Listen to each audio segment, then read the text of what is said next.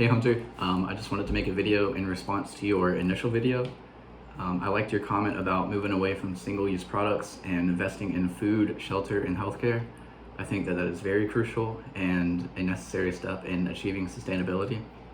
I think that even though it's hard to envision a society that looks like that, based on cradle to cradle, not cradle to grave, and that is fully regenerative, even though it's hard to envision something that looks like that, we basically have no choice but to go for it. And I really liked the stat that you quoted about New York City being able to cut consumption by 95%. I thought that was super profound and thought-provoking. And it's got me thinking about ways in which I consume things unnecessarily and how that contributes to my personal ecological footprint. And now I'd like to talk about the top 3 and bottom 3 sustainable development goals that New York City will either attain or fail at. So these goals are, of course, the SDGs put out by the UN. And my resource for this is a report that New York City put out a few years ago called NYC 2050. One NYC 2050. And in the report, they basically talk about what they envision New York to look like by the year 2050. I think that the first goal that will be attainable is goal number 4, quality education. The report says in 2050, every child in New York City will have equal access to an excellent education. And then they go on to say that since 2015, they've achieved the city's highest ever graduation rates and lowest ever dropout rates. New York City already has some of the best higher education in the country, and I think that investing in K through 12 education, through teacher pay, school infrastructure, and after-school programs will make the goal of quality education super attainable. Goal number 16, of peace, justice, and strong institutions.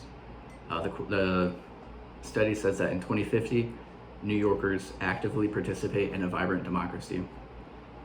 This is pretty much true already today.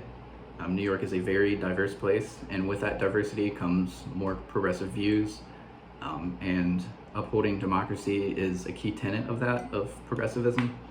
So I think that by 2050, this will only be strengthened because of how it is already happening today.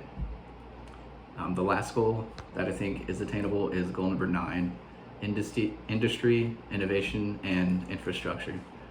The study says that by 2050, New York City's infrastructure will be modern and reliable. I think that this will be attainable by investing in railways and bike lanes to reduce the reliance on cars, which will cut down on carbon emissions. This is attainable because, just throw money at it and build out the infrastructure. A lot of countries have already done this with their investments in various ways of,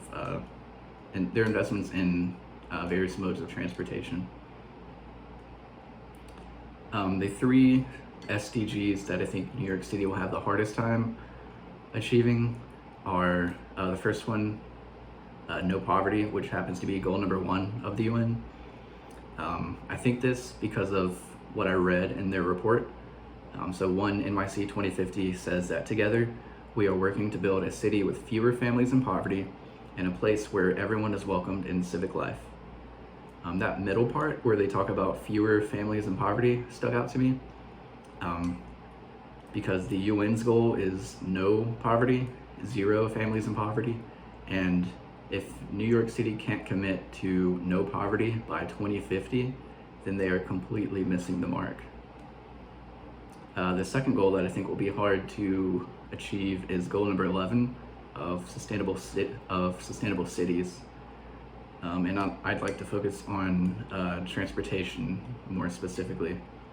Their study says that new modes of transportation enabled by technology and responsibly deployed add to the mobility options throughout the 5 boroughs. I think that the part that says enabled by technology is pretty vague, and it kind of pushes off those responsibilities to people in the future instead of, making those investments today. The last goal that I think will be hard to attain for New York is goal number 3 of good health and well-being. By 2050, New York City believes that healthcare will be a right for every New Yorker. That's a shame. That can be done right now. Every major country on Earth has universal healthcare. It's just a matter of getting it done, really. It's a shame that US politics has gotten in the way of being able to guarantee healthcare for every American. So yeah, those are my views on this assignment.